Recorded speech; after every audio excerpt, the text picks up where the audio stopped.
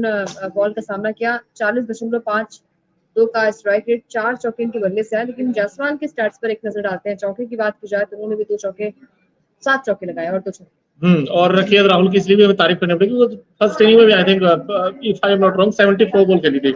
74 ball पर उन्होंने 37 बनाए थे। वो टेम्परामेंट जो दिखाया था, वो 37 कितने इंपॉर्टेंट इंडिया के लिए, और जो भारत को लीड मिली है, ये लीड ना कहीं इस मैच में भाई क्रूशियल साबित होने वाली है। और हालांकि जैसे भारतीय टीम ने आगाज किया सेकंड इनिंग में, तो फर्स्ट इनिंग में इंडिया 150 पर ऑल आउट हो गया था। किसी को उम्मीद ही नहीं थी कि यार वो इंडिया की बैटिंग लाइनअप जो पहले ठेर हो गई थी फर्स्ट इनिंग में, उसके बाद अब सेकंड इनिंग में तो बिल्कुल ही, ये तो पूरा मोमेंटम पूरा चेंज कर दिया। क्या स्टारक, क्या पैट कमिंस, क्या हेजलवुड, क्या नाथन लियोन, जो भी आ रहे थे हर किसी के ऊपर अटैक कर रहे थे। और जायसवाल की मैं एक चीज बड़ी अच्छी लगी मुझे आज, जितना मैंने मैच देखा आज का, उसमें ये था कि शॉर्ट ऑफ गेंद को बड़ा अच्छा खेल रहे थे अंकिता, गेंद की लाइन में आकर। और केएल राहुल की अगर बात करें तो केएल राहुल ने भी अच्छे पुल और कट मारे हैं, क्योंकि ऑस्ट्रेलिया कंडीशंस में आपको पुल और कट अगर अच्छा खेलना आता है, आई थिंक केएल राहुल वो नाम है। बिल्कुल केएल राहुल वो नाम है। और स्टार्टिंग में हमने देखा था कि जहां पर फास्ट बॉलर्स को पैट कमिंस ने बॉलिंग करवाई, चाहे वो मिचेल यहाँ पर स्टार्क हो, बार बार हम कह रहे थे कि उनसे बॉलिंग करवाई जा रही थी, लेकिन बावजूद उनको विकेट नहीं मिल रही थी। तो यहाँ पर हम कहते हैं ना, नाथन को लेके आए थे, एक ही स्पिनर्स आएगा शायद उनके सामने जो है वो जायसवाल थोड़े से महंगे साबित होंगे, थोड़े से हम कहते हैं ना कि उनको दिक्कतें होंगी बैटिंग करने पे, लेकिन वहां पर भी अच्छी सूझबूझ केएल राहुल थी। और आई थिंक सीनियर प्लेयर्स ने समझाया भी होगा कि आपको कैसे उनके सामने बल्लेबाजी करनी है, और उसी का फायदा यहाँ पर जायसवाल ने उठाया भी। पेशेंस के साथ उन्होंने बल्लेबाजी की, जायसवाल या फिर केएल राहुल अभी भी क्रीज पर है, दोनों बल्लेबाज। 65 रन नाबाद अभी भी क्रीज पर है केएल राहुल। 153 बॉल का सामना किया, स्ट्राइक रेट 40.52 की रही है, और 4 चौके इनके बल्ले से आया केएल राहुल। अब तलवार इन पर लटकी सी है, क्योंकि जैसे यहाँ पर अगर रोहित शर्मा आएंगे तो फिर कौन होगा, कहाँ पर ये बल्लेबाजी करेंगे, सवाल बड़ा होगा। लेकिन आज के मैच की बात करें तो यहाँ पर बल्लेबाजी काफी अच्छी हुई है।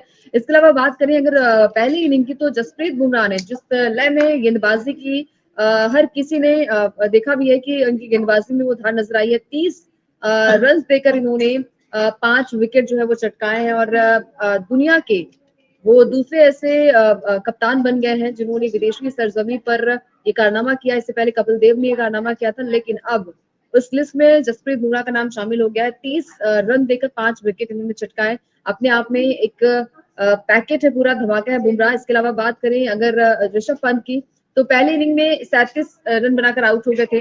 78 बॉल का सामना किया था, 47.44 का स्ट्राइक रेट, 3 चौके और 1 छक्के इनके बल्ले से देखने को मिले थे। तो ऋषभ पंत अभी भी उम्मीदें हैं कि सेकंड इनिंग में कुछ कमाल धमाल करके दिखाएंगे, और टीम इंडिया कितनी लीड देती है। हालांकि बात की जाए अगर अभी करंट की, तो 218 रन जो है टीम इंडिया ने लीड दे दी है, और 172 पर अभी भी कोई भी बल्लेबाज आउट नहीं हुआ है, जायसवाल हो या फिर केएल राहुल हो। तो अब अच्छा लग रहा है कि टीम इंडिया ने कम बैक किया, और यही बल्लेबाजी चाहिए थी। कम बैक नहीं, इनफैक्ट इंडिया मैच जीत चुका है ऑलमोस्ट 80-90% आप कह सकते हैं, बिकॉज आपके 218 हो चुके हैं और 10 विकेट आपके पास है। यानी कि तकरीबन अगर यहाँ से अगर 150 बनाता है इंडिया, तो आप सोच के चलिए 150 plus 218 400, which is never easy in fourth inning. So that's why I am saying कि यार इंडिया इस वक्त ड्राइविंग सीट पर है। इंडिया के पास अच्छी बात क्या है, momentum, which is very very important. और खासकर जायसवाल ने जो बैटिंग की है, एक दिलेरी दिखाई उन्होंने, फियरलेस क्रिकेट वो खेलते हैं। बिल्कुल फियरलेस भी था दोनों, और ये भी था कि अगर हम कल बल्लेबाजी करेंगे तो इजी होगा बाकी बैट्समैन के लिए। और अंकिता, जो आप कल इनफैक्ट आप बात भी कर रहे थे, बड़ी अच्छी बात की थी आपने कि मोनू, जो उनकी बॉलिंग है ना, उसमें है वो दमखम, बट इन्होंने बॉलर्स को चढ़ने नहीं दिया। क्योंकि जब ऑस्ट्रेलिया जैसी पिचेस पर, खासकर फर्स्ट टेस्ट में, भाई इंडिया की मैं इसलिए भी तारीफ कर रहा हूँ क्योंकि इस टीम में ना रोहित है, ना शुभमन गिल है, ना शमी है। उसके बावजूद भी अगर आपने फर्स्ट टेस्ट में ऑस्ट्रेलिया को उठा के बाहर कर दिया, इस मैच से बाहर ही कर दिया ऑस्ट्रेलिया, बाहर ही कर दिया। क्योंकि चाहे वो स्टार्क हो, चाहे वो कमिंस हो, चाहे वो मिचेल मार्श हो, चाहे वो लाबुशेन हो, चाहे वो आपके नॉर्थन हो, हर कोई यहाँ पर, क्योंकि कप्तान पैट कमिंस पे बार बार रोटेशन कर रहे थे, क्योंकि जब ये देख रहे थे मिचेल स्टार्क को ये आसानी से खेल रहे हैं, तो जायसवाल के सामने नॉर्थन को लेकर आए थे कि स्पिनर्स के सामने थोड़े से टैकल होंगे, थोड़े से दिक्कतें होंगी, लेकिन उन्होंने अच्छे तरीके से, हम कहते हैं कि भले मेडल चल रहा है ओवर, बहुत जल्दबाजी करके उन्होंने बल्लेबाजी नहीं किया। तो ये चीजें अच्छी है, टीम इंडिया के फेवर में रही है। और आज का दिन, क्योंकि देखिए जैसे मोनू ने कहा कि 90% जो है वो मैच हमारे नाम हो चुका है, क्योंकि अभी भी क्रीज पर 2 बल्लेबाज है, 10 विकेट अभी भी हमारे हाथ पर है। तो कहीं ना कहीं टीम इंडिया के अंदर वो कॉन्फिडेंस भी रहेगा। अगर कल आते हैं आपके देवदत्त पडिक्कल, विराट कोहली, तो एक अच्छी साझेदारी उनके बीच में भी हो सकती है, क्योंकि वो प्रेशर नहीं है। आपने 200 की लीड ले ली है, 218 की लीड अभी ले ली है, तो आप पे वो प्रेशर नहीं है। प्रेशर जो है वो सामने वाली टीम पर है। तो देखिए जायसवाल की तारीफ करनी बनती है, 10 रन मात्र दूर है अपने शतक से। अब देखना दिलचस्प होगा कि क्या कल शतकीय पारी आती है जायसवाल के बल्ले से, क्या केएल राहुल जो है वो क्रीज पर रहेंगे, सवाल बड़ा है।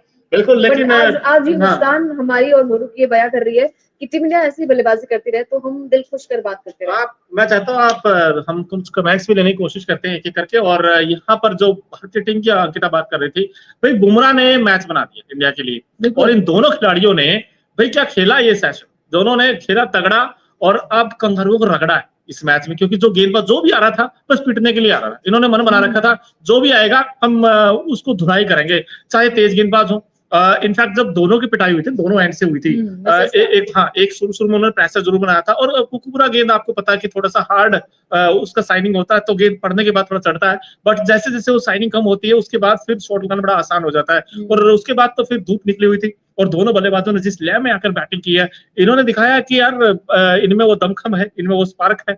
और थोड़ी सी मुझे दिक्कत ये है कि इंडिया अगर मान लीजिए अगले टेस्ट में, क्योंकि अब इंडिया का मोमेंटम बन चुका है, दोनों का लेफ्ट राइट कॉम्बिनेशन है, और केएल राहुल अच्छा खेले, जायसवाल अच्छा खेले, रोहित जब आएंगे टीम में क्या वो ओपन ही करेंगे अंकिता? क्योंकि मैं ये चाहता हूँ कि वो ओपन ना करें, ये अपनी मेरी सोच है, ये मैं I could be wrong, but मैं ये चाहता हूँ कि आप उन्हें फिर कहां पर बल्लेबाजी कराएंगे, नंबर 6 नंबर 7 पर? नहीं देखो, दो चेंजेस होने स्वाभाविक है, एक है रोहित, दूसरा है गिल, दोनों बाहर कौन जाएंगे, एक है पडिक्कल, दूसरा जुरेल। बट मैं ये चाहता हूँ कि रोहित अगर नंबर 5-6 तक भी बैटिंग करते हैं तो कोई नुकसान नहीं है, बिकॉज मैं बता रहा हूँ रीजन क्या है। एक तो कि रोहित की फॉर्म नहीं है, ठीक है, इन दोनों की जब आपके पास फॉर्म है, दोनों जब रन बना रहे हैं, भाई आपके लिए गोल क्या है इस वक्त? गोल ये कि आपको WTC फाइनल खेलना, और उसके लिए आपको बॉर्डर गावस्कर ट्रॉफी के 4 मैच जीतने, ठीक है। राहुल जो है वो नंबर 4 नंबर 5 पर नहीं बल्लेबाजी कर पाते, शायद वो फ्लो ना बन पाए जो अभी बना हुआ है। हमेशा करते हैं, देखिए फॉर्म तो यार क्योंकि केएल राहुल का भी ऐसा है ना अंकिता, ये फॉर्म तो डिपेंड करता है कि पिच को आपने कैसे पढ़ा है, पिच पर आपने कितनी देर अपना समय बिताया, ये भी मैटर करता है। बट आई थिंक अगर राहुल रोहित आते हैं तो मेरे हिसाब से वो ओपन ही करेंगे जायसवाल के साथ, क्योंकि वो ट्यूनिंग जो है वो बन गई है। नहीं वो आपकी अलग चीज है, बट ऑडियंस भी बता सकते हैं कि आप भी बताना दोस्त, ये बड़ा इंटरेस्टिंग किस्सा हो गया है। राहुल को बाहर का रास्ता दिखाया जाएगा क्या? नहीं बाहर नहीं कह रहा मैं ये कह रहा हूँ कि जो नई गेंद सरवाइव कर ले, भाई सबसे बड़ा चैलेंज क्या होता है ओजीज पिचेस पर, चाहे पर्थ हो, एडिलेड हो, और खासकर पर्थ में जहां पर पेसी बाउंस है, और हमने देखा रोहित का फॉर्म नहीं उस तरीके का। तो मैं ये कह रहा हूँ कि जब केएल राहुल और जायसवाल जब आपके लिए अच्छा कर ही रहे हैं, तो क्यों ना उसी मोमेंटम के साथ, उसी फ्लो के साथ वो सेकंड टेस्ट में बैटिंग करें, ये मेरी खुद की राय है। लेकिन आप भी बताइए दोस्तों, क्या आपको लगता है कि यार इन दोनों को ही अगले टेस्ट में इनफैक्ट बैटिंग करनी चाहिए? हाँ, ये भी सच्चाई है कि Rohit in fact one of the most finest player है, विदाउट एनी डाउट, कैप्टन भी है टीम के, बट एक बार वो रिस्क ले लेना चाहिए, क्योंकि रिस्क लोगे तभी तो रिवॉर्ड मिलेगा, विदाउट रिस्क कैसे होगा। लेकिन यहाँ पर भाई जो बुमराह ने मैच बनाया था, यहाँ पर क्या थंपिंग, इन्होंने एक कहते ना खूंटा गाड़ दिया दोनों बल्लेबाजों ने। मैं तो ये कहना चाहता हूँ केएल राहुल ने और यशस्वी जायसवाल। अब आप कुछ भी कर ले, ऑस्ट्रेलिया का कुछ नहीं होने वाला है अंकिता, ऑस्ट्रेलिया हार रहा है मैच बिल्कुल। और अभी 90% जो है संभावना वो टीम इंडिया की जीत के लग रही है, क्योंकि मोमेंटम बन चुका है। अभी भी 10 विकेट जो है वो आपके हाथ में, अभी भी आपके पास बड़े बड़े धुरंधर बल्लेबाज है। अभी क्योंकि क्रीज पर जायसवाल और केएल राहुल है, तो कोई ना कोई ऐसा बल्लेबाज होगा जो तेज बल्लेबाजी जरूर करेगा, और वो जायसवाल से उम्मीद है कि जायसवाल जो है जैसे उनका शतक पूरा होता है, शायद वो तेज बल्लेबाजी थोड़ी सी कर जाएंगे। केएल राहुल की बात करें, अभी भी क्रीज पर ये दोनों बल्लेबाज, और आज कहीं ना कहीं प्रूफ किया है केएल राहुल ने। लगातार ट्रोल हो रहे थे, लगातार उन्हें क्रिटिसाइज भी किया जा रहा था कि आप सीनियर खिलाड़ी हैं, आप कई दफा मैच खेल चुके हैं। खासकर अगर ऑस्ट्रेलियाई पिच की बात की जाए तो वहां पर उनका एक शतक भी आ चुका है, मोनू झेल। तो कहीं ना कहीं प्रेशर आप पे ज्यादा होता है सीनियर प्लेयर के तौर पर कि आपने मैचेस खेले हैं, इस कंडीशंस में मैचेस खेले, तो आप पर सारा दारोमदार भी रहता है। उस प्रेशर को आज आई थिंक केएल राहुल ने रिलीज किया है, और फियरलेस क्रिकेट खेला है। कोई भी टेंशन के साथ उन्होंने मैच, क्योंकि बॉडी लैंग्वेज में समझ में आ रही थी बोलूं कि वो फियर, वो डर उनके अंदर नजर नहीं आ रहा है। अब देखना दिलचस्प होगा कि इस मैच में टीम इंडिया कितनी लीड देती है ऑस्ट्रेलिया को। आपके हिसाब से मोनू क्या लगता है कि क्या कितनी लीड हो सकती है? अभी 150 से ज्यादा रन बन सकते हैं? नहीं, अब तो जितना आप मर्जी उतने लीड दो, क्योंकि आज तक तीसरा दिन तो है, कौन सा आपको हरी है कि भाई बहुत जल्दी है ऐसा कुछ नहीं है। मैच में अभी आप के पास सब बने हुए हैं, क्योंकि आप ऑलरेडी इस मैच में आगे चल रहे हैं, और कहीं ना कहीं जो इंडिया का डोमिनेंस है वो हमें दिखा है। तो हम अगर आपने भाई किसी को अगर आपको दबोचना है तो तसल्ली से दबोचो ना आप। जब आपके पास 2 ही तो दिन हुए, तीसरा अगर पूरा दिन भी खेलेंगे आप तब भी 2 दिन बच जाएंगे। और भारतीय टीम के पास जो बॉलिंग है जिसमें बुमराह जैसा वही गेंदबाज हो, वही वही तो आप मेरे ख्याल से एक दिन में ऑल आउट कर सकते हैं। वही चीज है कि इस चीज को आपको बहुत ज्यादा ओवर कॉन्फिडेंस पे नहीं लेना है कि तेज बल्लेबाजी करनी है और हमें इस मैच को जल्दी खत्म करना है। अगर दिमाग में आपने ये ला लिया तो फिर आप जो है वो पीछे चले जाएंगे, आपकी जो स्ट्रैटेजी है वो काम नहीं आने वाली है। आप जैसा मैच खेल रहे हैं वैसा ही खेलिए, क्योंकि आज भी पेशेंस लेवल बहुत लेकिन हाँ, ज्यादा फिर टेस्ट जो होता है। आपने पूछा ना कि अगर मान लीजिए यहाँ पे तीसरा दिन होता तो मैं कहता कि यार चलो कल लंच तक खेल ले, इंडिया टी तक खेल ले, बट अभी तो आपके पास ऑलरेडी 3 दिन बचे। अब अगर 2 दिन में हम देखें तो उनकी बैटिंग आ गई, हमारी बैटिंग आ गई, इंडिया दोबारा बैटिंग कर रहा है, तो कहीं ना कहीं 2 दिन में रिजल्ट आ गया, और 2 दिन में जो रिजल्ट आया है वो इंडिया के फेवर में इंडिया के फेवर में आया। और ये बातें हो रही थी मोनू, जब मतलब बीजीटी स्टार्ट नहीं हुआ तो उससे पहले बातें हो रही थी कि ऑस्ट्रेलिया का पेस अटैक वर्सेस इंडिया का पेस अटैक, जहाँ पे शमी नहीं थे, जहाँ पर हम कह रहे थे कि बुमराह के ऊपर सारा दारोमदार होगा, तो उस चीज को, प्रेशर को रिलीज भी किया। और खासकर जब कप्तान नहीं आपके पास, पहला मैच आप ऐसा खेल रहे हैं, तो कहीं ना कहीं वो प्रेशर भी होता है।